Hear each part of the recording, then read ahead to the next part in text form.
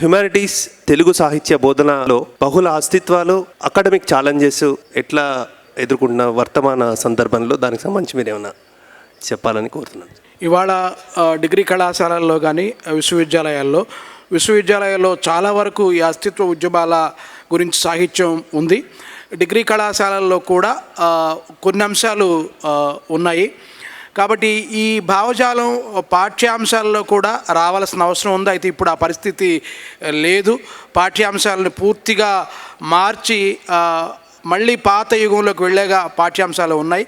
కాబట్టి ఇవాళ అధ్యాపకులుగా, అకాడమిషియన్స్గా మనం ఒక శాస్త్రీయ భావజాలాన్ని, ఒక సామాజిక విముక్తి వైతాళికుల భావజాలాన్ని, వాళ్ళ జీవిత చరిత్రల్ని విద్యార్థులకు చెప్పాల్సిన అవసరం ఉంది. అదే వాళ్ళకి మూర్తిమత్వ వికాసంగా మనం భావించవచ్చు.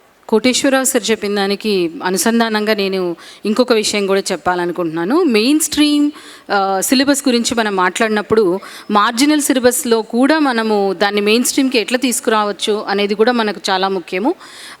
ఏది మెయిన్ స్ట్రీమ్ అనేది ఫస్ట్, మార్జిన్ అండ్ సెంటర్ అనేది ఎప్పుడు కూడా there is always a constant అంటే డైలమా ఉంటుంది. But how you take the discourse అనేది మీరు కరెక్ట్గా చెప్పారు. ఎవరు తీసుకొస్తారు అంటే ఖచ్చితంగా విశ్వవిద్యాలయాల్లో పాలసీ మేకింగ్ అప్పుడు మనం డెసిషన్ తీసుకుంటున్నప్పుడు మన బాధ్యతగా, ఒకవేళ అది లేకపోయిన పక్షంలో దాన్ని రేజ్ చేసి దాన్ని యాడ్ చేయాల్సినటువంటి అవసరము, సందర్భము, చారిత్రకమైనటువంటి ఆవశ్యకత కూడా ఇక్కడ ఉంది అని మన బాధ్యతగా కూడా మనం, ఎందుకంటే ఒక విశ్వవిద్యాలయంలో ఈ లిటరరీ ఫెస్టివల్ చేసుకుంటున్నాము. మీరు అన్నట్టు ఇది అవసరం లేదు అంటే ఎందుకు అవసరం లేదు అని ప్రశ్నించాల్సినటువంటి గొంతుకలు కూడా బలంగా ఉంటాయని కూడా మనము నమ్ముతాము. అది ఉండాలని కూడా అనుకుంటున్నాం. సమయాభావం వల్ల మిగతా ప్రశ్నలన్నీ కూడా మేము తీసుకోలేకపోతున్నాము. చాలా ప్రశ్నలు వచ్చాయి. అయితే ఆర్గనైజర్స్, మనం కూడా నెక్స్ట్ కార్యక్రమానికి టైం అయినందువల్ల ఇక్కడితో ముగిస్తున్నాము. ఇక్కడ చర్చకు వచ్చినటువంటి డాక్టర్ సుజాత గారు మూలవాసి గిరిజన సాహిత్యం గురించి ఉన్నటువంటి సమయంలోనే చాలా కులంకషంగా చాలా విషయాలు చర్చకు తీసుకున్నారు. పాణి గారు బహుళ అస్తిత్వాలు, ప్రజాస్వామ్యంలో ఉండాల్సినటువంటి గొంతుక, రాజ్యాన్ని ప్రశ్నించాల్సినటువంటి అవసరము, ఎంత బలంగా మనం ప్రశ్నిస్తాము, ఎన్ని గొంతుకలతో మనం ప్రశ్నిస్తాము అని చాలా ఉన్నటువంటి కొద్ది సమయంలోనే పాణి గారు మనకు చెప్పే ప్రయత్నం చేశారు. ముస్లింవాద సాహిత్యంలో ఉన్నటువంటి భిన్నత్వము, దాన్ని ప్రతి ఒక్కసారి వాళ్ళు దాన్ని అజర్ట్ చేసుకోవాల్సినటువంటి అవసరం ఎందుకు ఇస్తోంది సమాజం అన్నటువంటి తన యొక్క బాధని, తన యొక్క కన్సర్న్ని కూడా స్కైబాబా గారు మనతో పంచుకోవడం జరిగింది.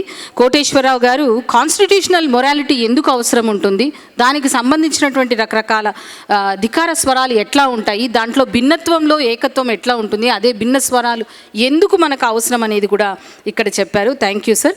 నాగభూషణం గారు బీసీవాద సాహిత్యం అనేది ఇప్పుడు అది వివిధ రకాలుగా మనము దాన్ని ఎస్టాబ్లిష్ చేసుకోవాల్సిన అవసరం ఉంది.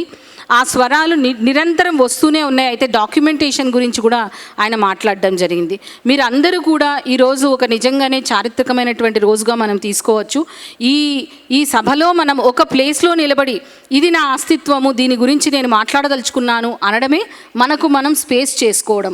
ఒకరు మనకు స్పేస్ ఇస్తారు, ఒకరు మనకు స్పేస్ అంటే ఒక స్థలాన్ని, ఒక what should I say, like the space ఒకరు ఇస్తారు అని ఆశించకుండా మనంగా మనం చేసుకోవడం అనేది కూడా ఈ వేదిక ద్వారా మనం చేసినటువంటి ఒక మంచి పనిగా నేను అనుకుంటున్నాను. మనం అందరం కూడా దీంట్లో భాగస్వాములైనందుకు thank you one and all అండి. Thank you so much.